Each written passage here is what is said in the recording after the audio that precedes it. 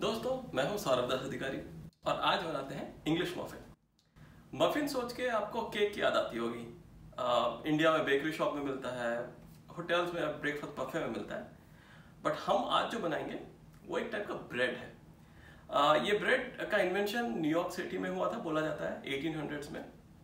But England में ये muffin के नाम से ब्रेकफास्ट में यूज होता है, रेगुलर टी स्नैक्स में यूज होता है, तो काफी जगह यूज होता है, तो काफी पुराना है ये रेसिपी। पर सबसे मजेदार बात तो मैं बताना भूल ही गया, ये बनता है तवे पे और अवन की बिल्कुल जरूरत नहीं होती है।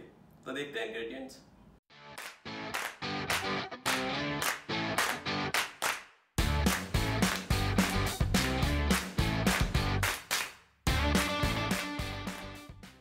यह है ऑल पर्पस फ्लावर या मैदा 210 ग्राम।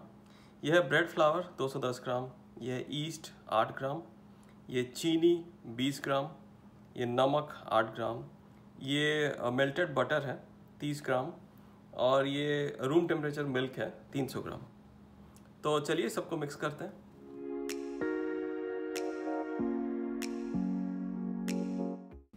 तो अभी मैंने सब मिक्स कर दिया है। इसे गूंदने के 3 तरीके हैं। पहले स्टैंड मिक्सर जो मैं यूज करूंगा, दूसरा है हाथ से गूंद सकते हैं, पर ये काफी स्टिकी होता है तो आपको तेल लगाते रहना पड़ेगा और हाथ की मुशक्कत हो जाएगी।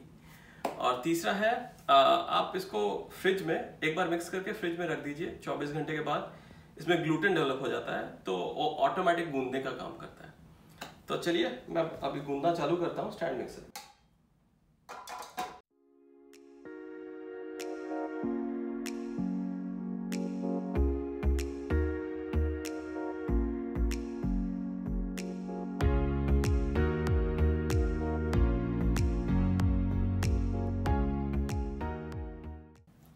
अब डो तैयार हो चुका है, तो पता कैसे चलेगा कि डो तैयार हुआ है?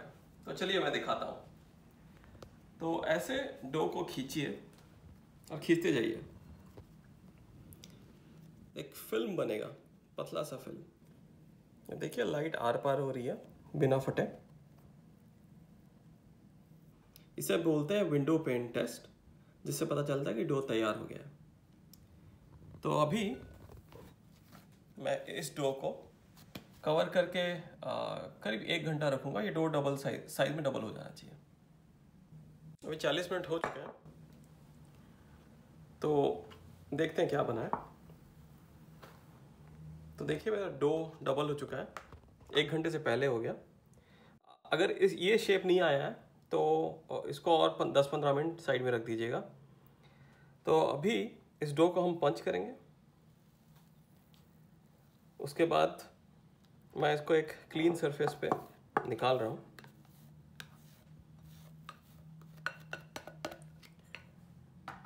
अब इस डो को इसके 6 पीसेस कर रहा हूँ मैं। तो पहले इसको स्ट्रेच कर रहा हूँ,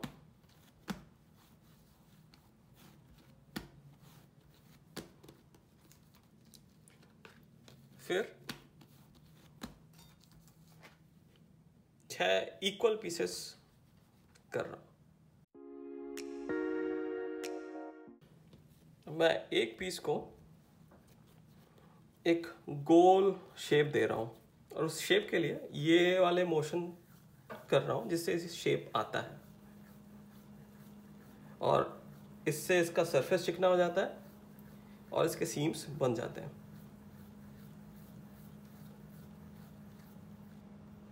देखिए, अब इसके नीचे वाले साइड को मैं सूजी में कोट कर रहा हूँ और इसको ऐसा एक चपटा बना दे रहा हूँ। फिर से सूजी में इसे कोट कर रहा हूँ। अब मैंने एक बेकिंग ट्रे में सूजी लेयर करी है, उसमें ये रख रहा हूँ। अब यही प्रोसेस मैं बाकी 5 जो बचे हैं डो उनमें करूँगा।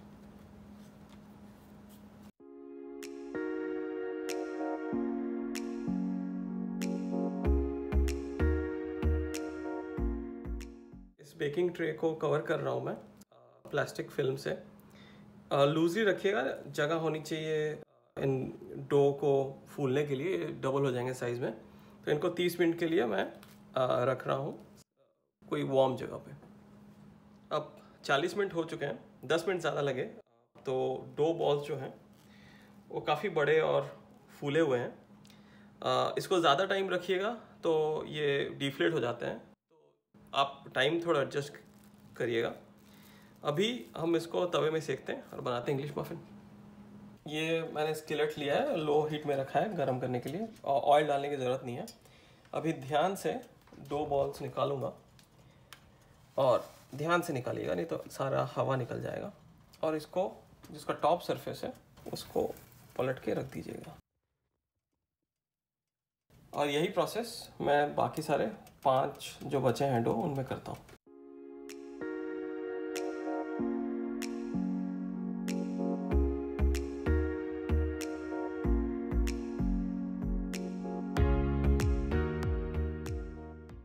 और मफिन टोस्ट हो चुके हैं, देखिए क्या मस्त गोल्डन कलर आया है। 5 से 7 मिनट लगे एक साइड टोस्ट होने के लिए, तो करीबन टोटल 14 से 20 मिनट लगे टोस्ट होने के लिए। अभी मैं इसको इस रैक में रख रहा हूँ ठंडा करने के लिए। तो मफिन ठंडा हो चुका है। अब इसका एक ट्रेडिशनल वे है इसका काटने का। इससे एक फोक से काटा जाता है। तो इस फोक को मैं ले रहा हूँ और ऐसे बीच में ऐसे छेद कर रहा हूँ। तो चारों तरफ से मैं ऐसे छेद किए जा रहा हूँ।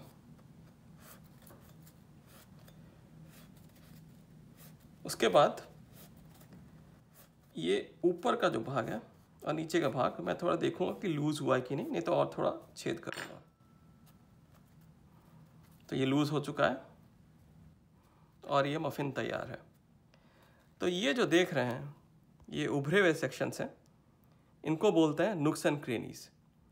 ये अच्छे मफिन की पहचान है।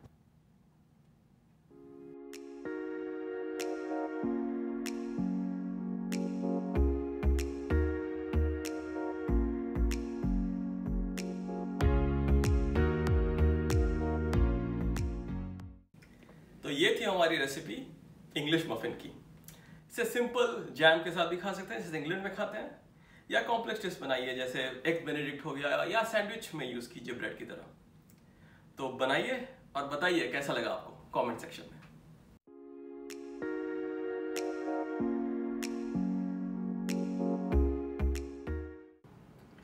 तो अब मैं आपको देता हूं कुछ टिप्स इस रेसिपी को और भी उम्दा बनाने के लिए।